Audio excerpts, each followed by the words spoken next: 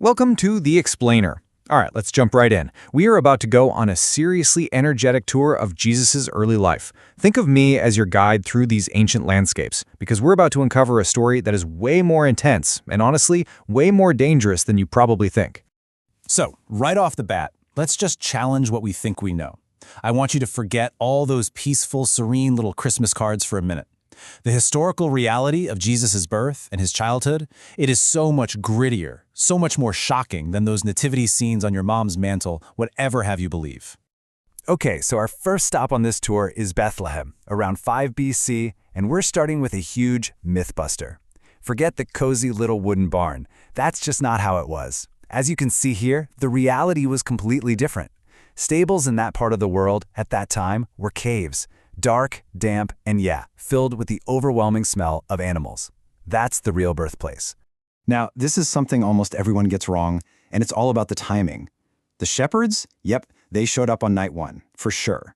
But the wise men, the Magi with the gold, frankincense, and myrrh, they weren't there at all.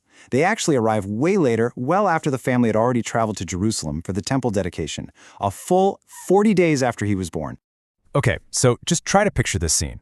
You've got these super wealthy foreign travelers who roll into the capital city, Jerusalem.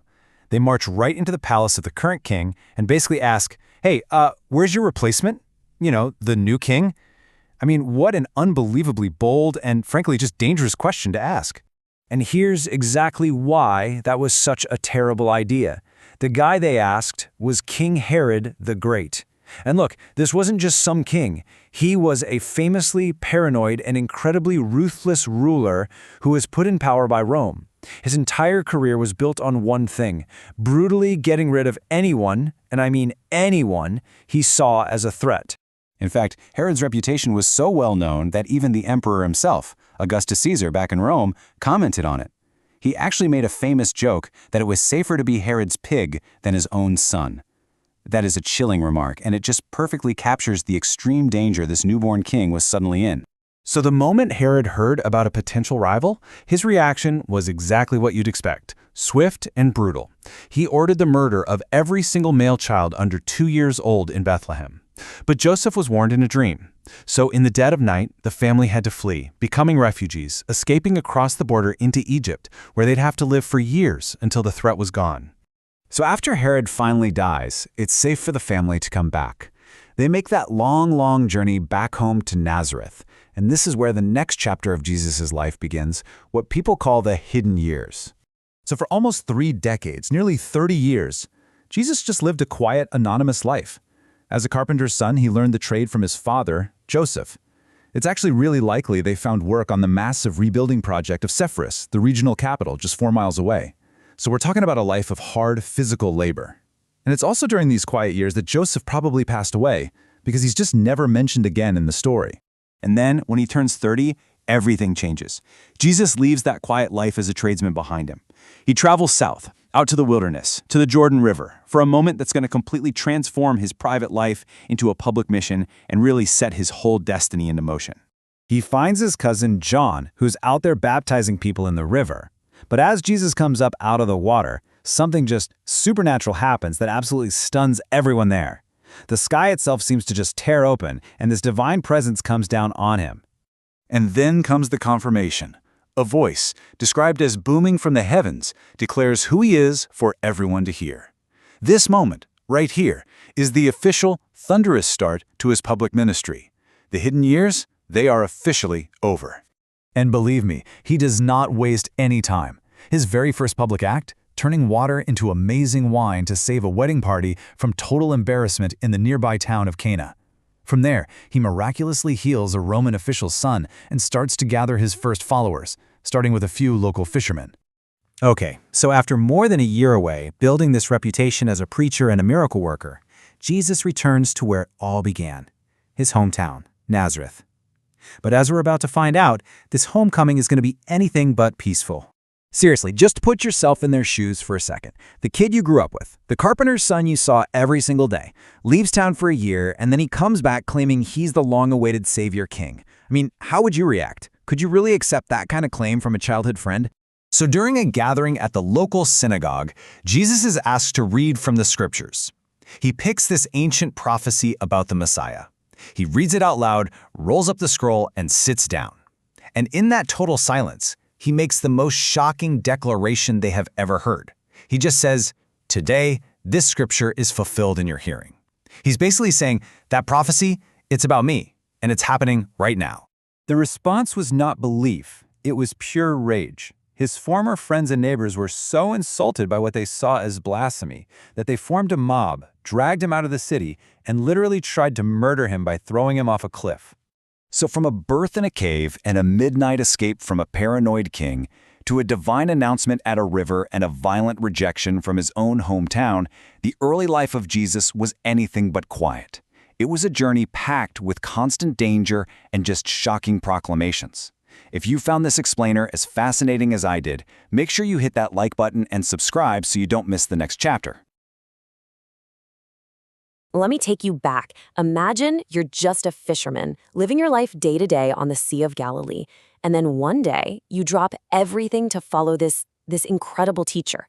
What you're about to experience is a flat-out whirlwind of power and miracles that will completely shatter your reality. We're going to walk through this from the perspective of someone who was actually there, someone who saw it all. So, where does it all kick off? In his own hometown, Nazareth. You have to picture this. The synagogue is packed, and it is dead silent. The air is so thick you could cut it with a knife. Jesus, a guy a lot of these people watched grow up, he just finished reading from the prophet Isaiah. He rolls up the scroll, looks out at everyone, and says, "Today this scripture is fulfilled in your hearing." There was no mistaking what he was claiming. He was saying, "I'm the one." Well, that silence, it just exploded into pure rage. His own neighbors, people who knew him his entire life, they became a violent mob. They literally dragged him out to the edge of town to throw him off a cliff and kill him. For us, his new followers, this was terrifying. We had to run, to flee the town we called home. What a start, right? So after narrowly escaping with our lives, we had to start over. We made our new home base in Capernaum, this busy fishing village right on the Sea of Galilee. We had no idea what was coming next, only that we had just dodged death. And what happened next? Honestly, it was a blur. It wasn't just a new chapter, it was like getting caught in a hurricane of miracles. It was this constant, breathless storm of teaching and healing and things that they defied all logic. One of the first things that just blew our minds was when he healed a leper. You have to understand, in those days, lepers were ghosts. You didn't look at them, you didn't go near them, and you certainly did not touch them. But Jesus, he just walked right up and reached out his hand and touched the man, and instantly he was clean. We all knew the old stories. Healing a leper was something only the great promised king was supposed to be able to do. This was a sign. Right in the middle of all this chaos, he stops and he chooses his inner circle. 12 of us. I mean, look at this list. Fishermen, a hated tax collector. We were just ordinary guys. And he picks us. The weight of that calling, man, we could feel it. It was an honor we never, ever could have imagined. And then, in a town called Nain, we literally walked into a funeral. A poor widow was burying her only son. It was heartbreaking. Jesus just walked straight up to the procession, told them to stop, and touch the coffin. He looked at the boy and just said, "Young man, I say to you, get up." And he did. The kid just sat up and started talking. Jesus basically just canceled a funeral. The crowd, you could feel it. It was this mix of pure joy and absolute terror. The crowds just kept getting bigger and bigger. One night, there's this massive group, more than 5,000 people, stuck out in the middle of nowhere with nothing to eat. All we could find was one little kid's lunch, a few loaves of bread and a couple of fish. Jesus takes it, gives thanks, and tells us to start handing it out. And I'm telling you, as the guy's passing it out, the baskets never got empty. We'd hand some out, and there was just more. It was creation happening right there in our hands. And just in case we thought we were dreaming, a little while later, he did it again, this time with 4,000 people. This wasn't just some magic trick. At this point, we're just trying to keep up, asking ourselves every single day, who is this man we're following? But you know, all those huge public miracles, they were one thing. What happened next, when it was just us, alone with him in the middle of the sea, that was something else entirely. That's what really shook us to our core. Look, a few of us were professional fishermen. We grew up on this water. We knew storms. This this wasn't a storm. It was a monster. It came out of nowhere. The wind was just screaming and waves were crashing over the boat. We were sinking, we were bailing water, fighting for our lives, and we knew we were losing. Then, in the middle of this chaos, we see a figure walking on top of the water, coming towards us. We screamed our heads off. We thought it was a ghost, that we were hallucinating before we drowned, and then a voice cuts through the wind, a voice we knew. Take courage, it is I. Don't be afraid. And our terror just turned into this wild, brain-melting disbelief. He gets into the boat with us, turns to the raging sea, and just speaks. And the storm stopped. I don't mean it died down. I mean it stopped. Instantly. The wind vanished. The water went flat. The silence was deafening. It was louder than the storm had been. We all just stared at him. We weren't asking what he could do anymore. We were asking, who is he? So after showing his authority over the natural world, he leads us on this really long trip north to a place called Caesarea Philippi, a place that had a seriously dark reputation, a place that made us all feel, well, very uneasy. And this is why, this giant cave. It was a shrine to the Greek god Pan, which, by the way, is where we get the word panic. It was known for all sorts of depraved acts. People called it the gates of hell, a literal doorway to the underworld. And we're all standing there thinking, why on earth did he bring us here? And standing right there, staring into the face of what was considered the most evil place on earth, he makes this incredible declaration. He says he's going to build his community, his church, and that not even the gates of hell itself could stand against it. See, he wasn't there to avoid evil. He was there to meet it head on and put it on notice. So after declaring his power over darkness, he gave 3 of our own a glimpse of the divine glory that backed it all up. For them, this was it. This was the final, undeniable proof that the man we were following was so much more than a man. He took his inner circle, Peter, James, and John, and they started climbing this huge mountain, Mount Hermon. The rest of us, we just stayed at the bottom and watched them go. We had no clue what was about to happen up there, but you could just feel it in the air. This was important. When those 3 finally came back down the mountain, wow, they were changed. Their faces were pale, they were just full of awe. See, to us, he was still our teacher, the carpenter's son. But to them, they saw something else. They told us his face shone like the sun. His clothes were glowing with this unearthly light. They saw his true divine glory. And their testimony, it just made all the other miracles click into place. So, from raising the dead to feeding thousands to silencing a killer storm with just a word, we witnessed things that you can't really comprehend them. We saw it with our own eyes and we could barely believe it. So the real question is, if you were there, standing on that shore, or sitting in that boat, what would you have done? And that's our look at one of the most intense periods in history. If you enjoyed this journey, do us a favor and hit that like and subscribe button for more. We'll see you on the next one. For years, this carpenter from Nazareth had been traveling all over Israel, right? He's performing miracles, making these claims that are shaking the very foundations of power. But his time on earth was winding down. And that leads us to the final and by far the most dangerous chapter of his entire mission. So that's the big question, isn't it? It's the question that's going to hang over every single step he takes from this moment on. His destination is locked in, his enemies are waiting for him, and you know what? The stakes could not possibly be higher. All right, so this final mission doesn't kick off with a quiet prayer or a moment of reflection. Nope, it starts with a blinding flash of divine glory and then a direct march right into the heart of enemy territory.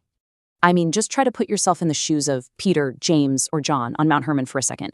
You have just seen Jesus literally transfigured, talking with Moses and Elijah. It's this undeniable, blinding confirmation of who he is. But instead of soaking in that glory, he immediately turns south and sets his face toward Jerusalem, the one city that has made it crystal clear they want him dead. So, as Jesus gets closer to Jerusalem, the air is just electric with tension. You can practically feel the city splitting in two. On one side, you've got the regular folks who are just captivated by him. They're amazed. But on the other side, the religious leaders, well, they are openly hostile, accusing him of being possessed by a demon, all while secretly plotting to kill him. And then, in the middle of all this, he drops this line. When the leaders confront him, he doesn't just say he's been around for a long time. He calls himself I am. Now, for everyone listening, that was a lightning bolt. That was the exact name God used for himself in the Old Testament. It was a direct, unmistakable claim to be God himself. And the reaction? It was instant. No debate, no discussion. To them, the charge was blasphemy, and the penalty for that was death, right then and there. They start picking up rocks. Jesus barely escapes Jerusalem with his life and is forced to go into hiding in the countryside. Now you'd think, after an escape like that, he'd lay low for a while, right? But then a message arrives and it forces him to make a choice. Stay safe or walk right back to the doorstep of his enemies to help a friend. So here he is, laying low over in Perea, on the other side of the Jordan River. But then word comes that his good friend Lazarus is dying. And where's Lazarus? In Bethany, a town that's just a stone's throw away from Jerusalem. You can just imagine the terror his followers must have felt. Going back there, it's a suicide mission. And by the time they get there, it seems like it's too late. Lazarus has been in the tomb for 4 days. The grief is just overwhelming. But then, standing in front of that sealed grave, Jesus does something unthinkable. He tells them to roll the stone away. And then, with a voice that just booms with authority, he yells, "Lazarus, come out." And a man who was dead and buried walks out, alive. This was, without a doubt, his biggest and most dangerous public miracle yet. And this one single act just pours gasoline on the fire. For the people, it's the ultimate proof. The news spreads like wildfire, and a movement actually starts to crown him king. But for the leaders, this is the absolute last straw. They're terrified that a popular uprising is going to bring the wrath of Rome crashing down on them. So they meet in secret and make it official. They pass a death sentence on Jesus. So, with a literal death warrant now officially on his head, what does Jesus do?